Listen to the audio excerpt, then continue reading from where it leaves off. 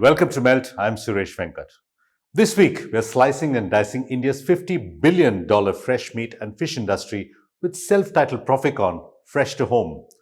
While the brand is working hard to grow its e-commerce sales, it also has 30 new physical retail stores in the pipeline.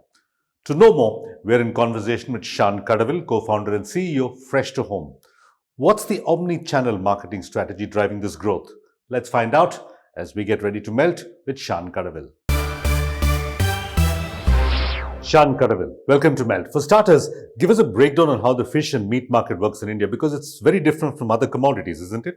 Suresh, thank you for having me. So the fish and meat market is, always baffles me each time I think about it, right? Because we tend to think about fish as a very common item, right? So that was my thinking as well early on when I started the business, because I was a software guy and I was a CEO for a number of software and gaming companies in the US. But so I didn't really take the market seriously. But once I started getting into the business, I realized that this is about 1% of India's GDP. It's about $50 billion in size. Now, if you look at it, 70% of this category is fish. So India eats a lot of fish. Most people would think it is poultry, but it's the other way around. And it's incredibly large. It's about the fourth largest non-veg consuming country in the world. A very interesting fact is, despite the large size of the market, about 1% of its market is organized. That is, goes through people like us or supermarkets or others. The rest is all unorganized, the wet markets.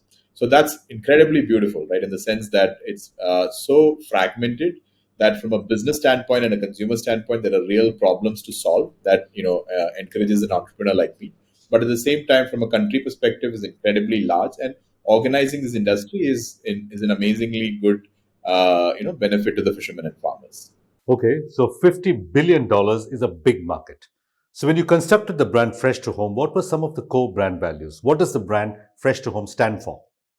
So the primary brand value of FreshToHome is really our mission. The mission is to give consumers, the next billion people, chemical-free food, right? It's food that is chicken that's free from antibiotics, fish that's free from ammonia or formalin, or any of the ready-to-eat food like the kebabs or nuggets that we sell, which is free from any kind of artificial preservatives like sorbates or phosphates or MSG and things like that.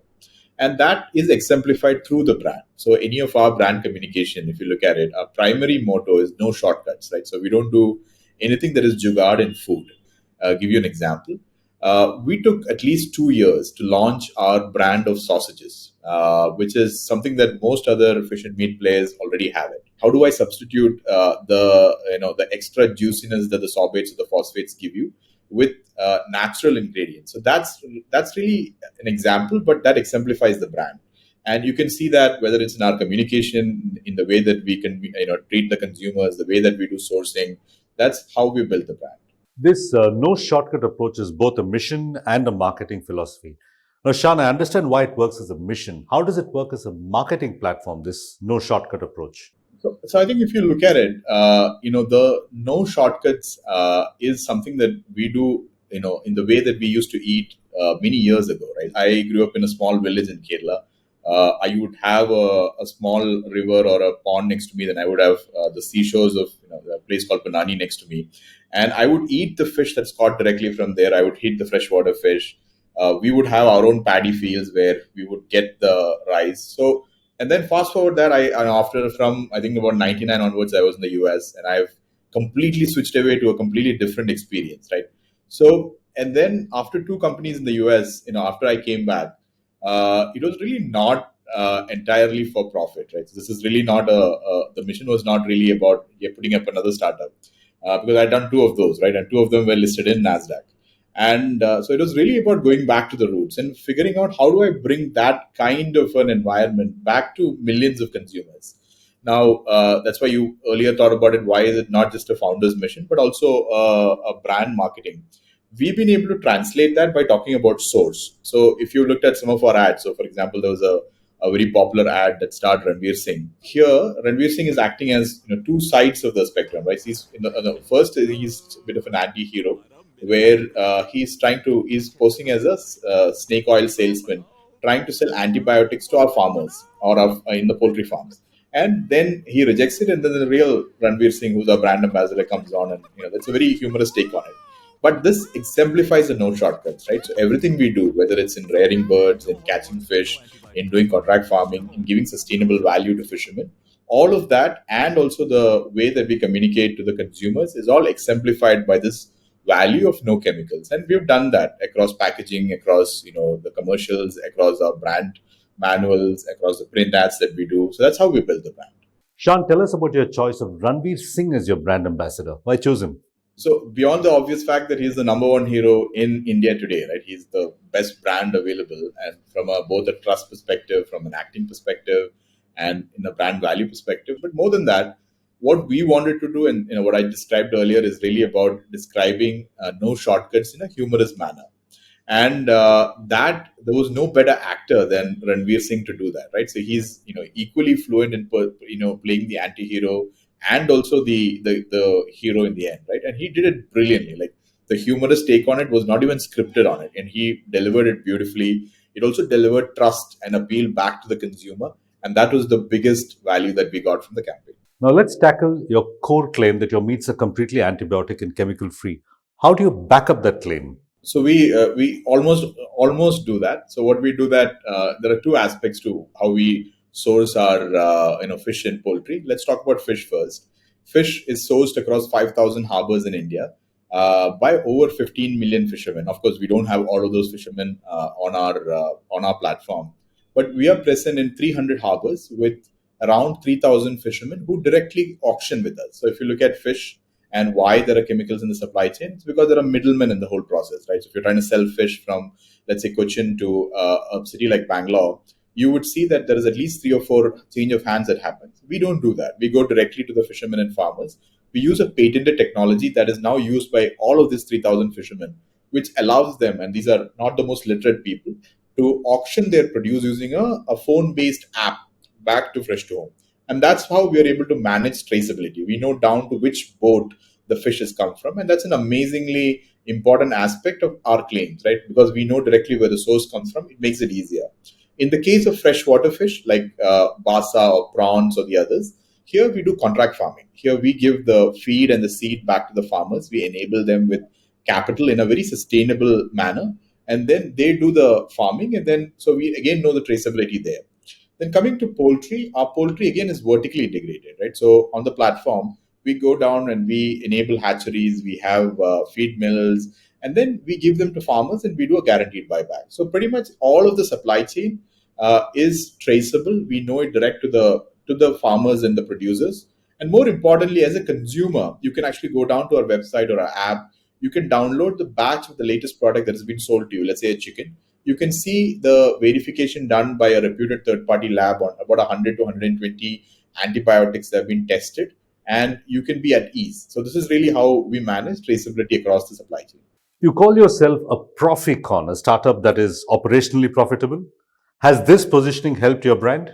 So I think from an investor perspective, it's an amazingly important aspect, especially given the current market climate, right? So market climate has become quite bearish, and in this whole process, being operating profitable is incredibly important, right? And that's just the north star. If you look at it in this year, we probably are among the top three largest fundraisers in the country, and a large portion of that is because of our operational profitability. And from a consumer perspective, though, and from another aspect, and another important aspect is our current round was led by Amazon.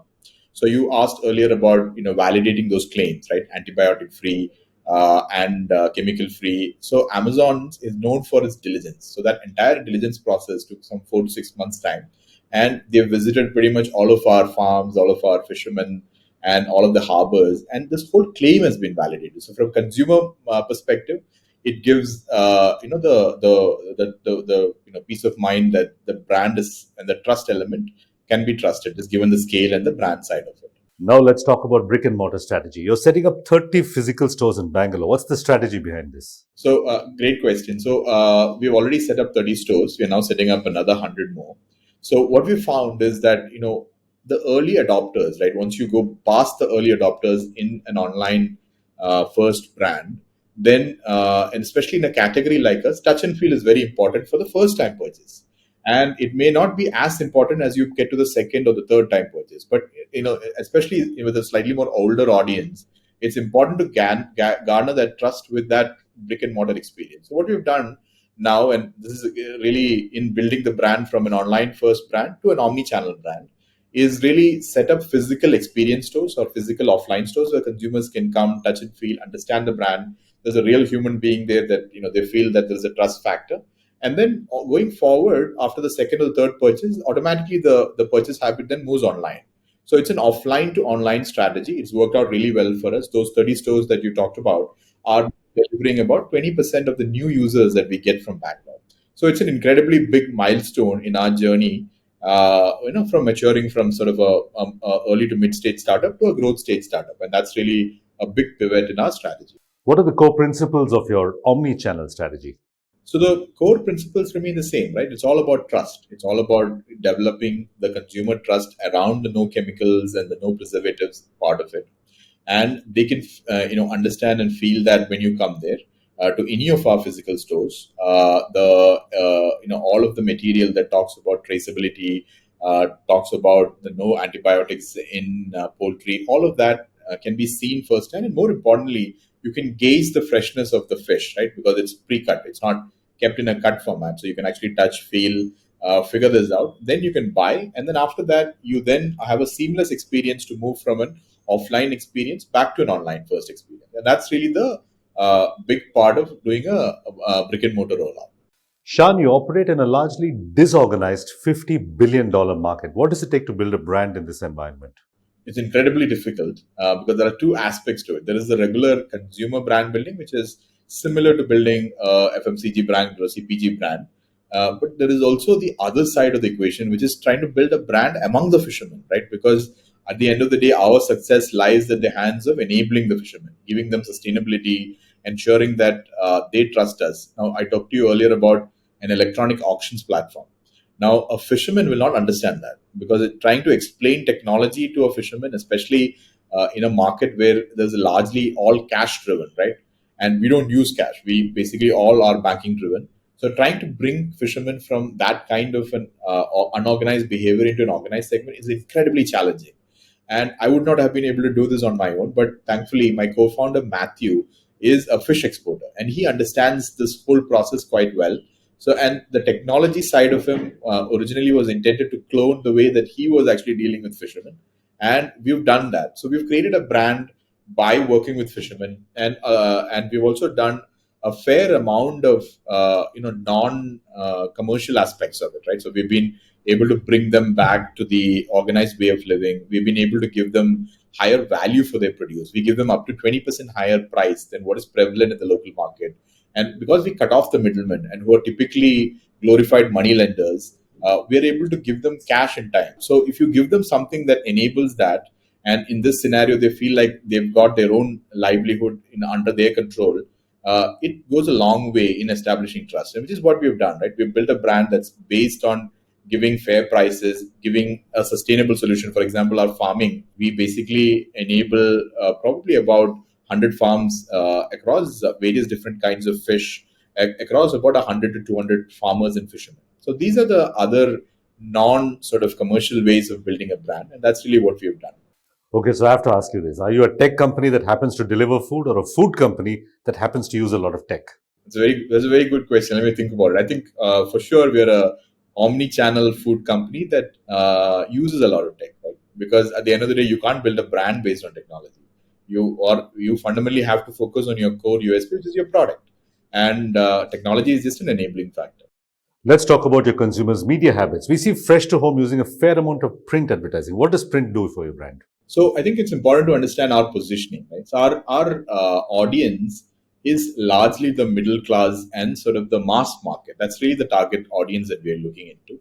So digital, we're of course digital first in the sense that I have built in the past a game called Farmville, that is one of the largest digital properties in the world, and the same team is behind Fresh to Home. So as we've got a fair amount of digital expertise, but at the same time, digital helps you with your early adopters, right? The folks that who are your first adopters to the market. But we really have to get to print as the company matures and to target a much more large mass market audience and people who typically not go down to an organized player to kind of get the working going. We've seen that work really well. We've also seen it work really well in vernacular media, which is something that I've not seen other startups do as actively. But we get a fair amount of our user base from the Kannada ads, from the Malayalam ads, from the Hindi ads, and that's a really large media universe for us, which we typically don't get as much through a digital penetration. So press is very, very important for us. We do a fair amount of ads through the press, and that's a significant portion of our new users as well. In what ways are tier 2 and tier 3 customers different from your urban or tier 1 customer? So I think in the last 12 months we've seen a huge transformation. So we've only started the tier 2 and tier 3 venture the last 12 months back.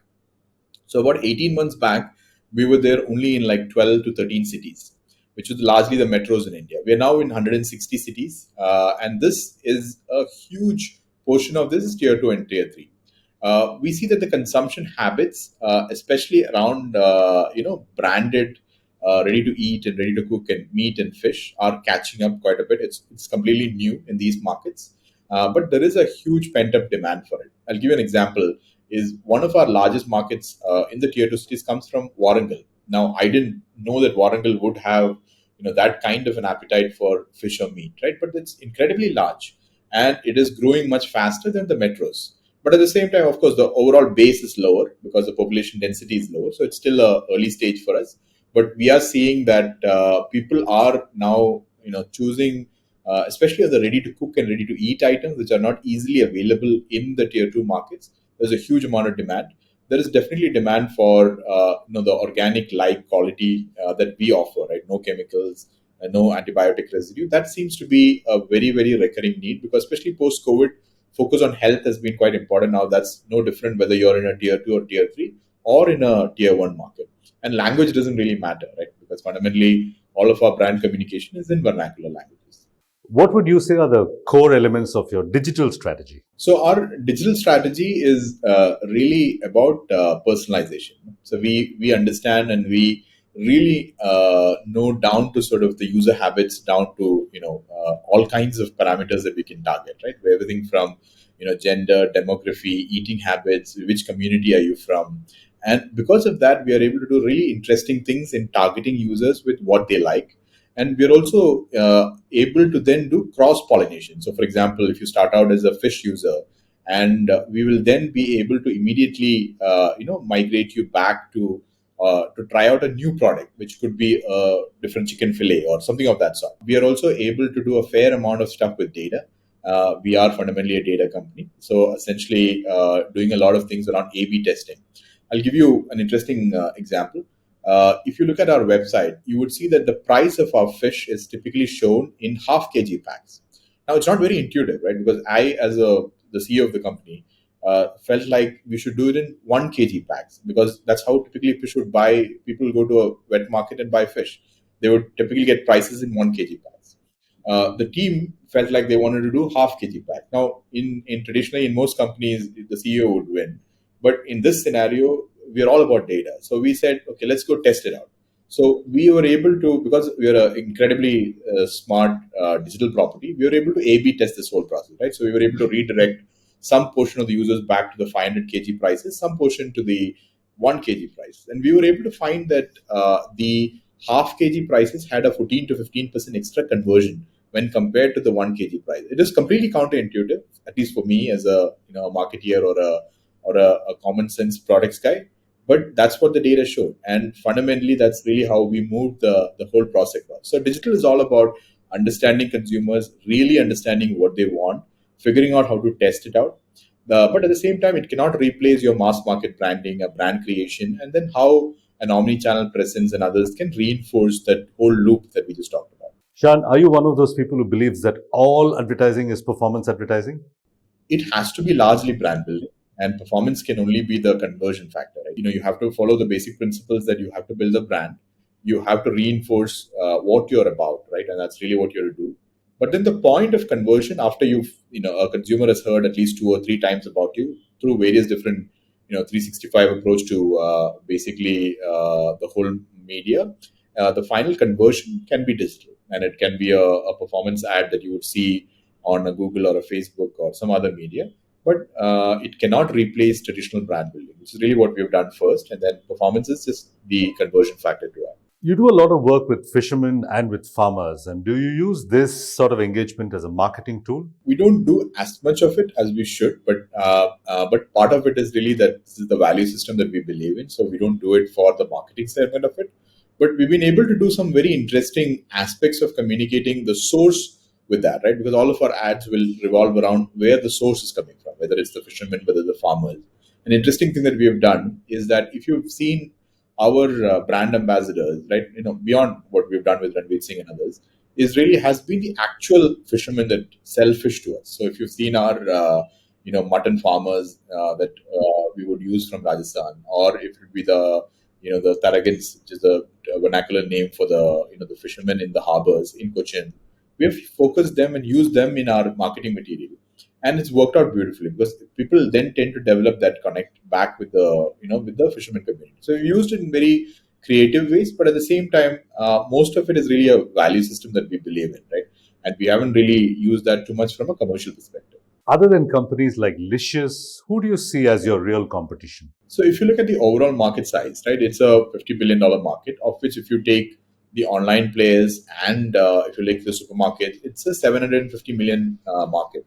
So overall, 1.5% of the market is organized, but which essentially means that the biggest competition, or I wouldn't say it's competition, but the biggest market to conquer is really the wet market. And that's really the market segment that all of us are really trying to get into. And it's very different because there is no one organized player. It's a huge amount of smaller players. And it's all about consumer education on the hygiene aspects that we bring, the purity, the chemical-free nature.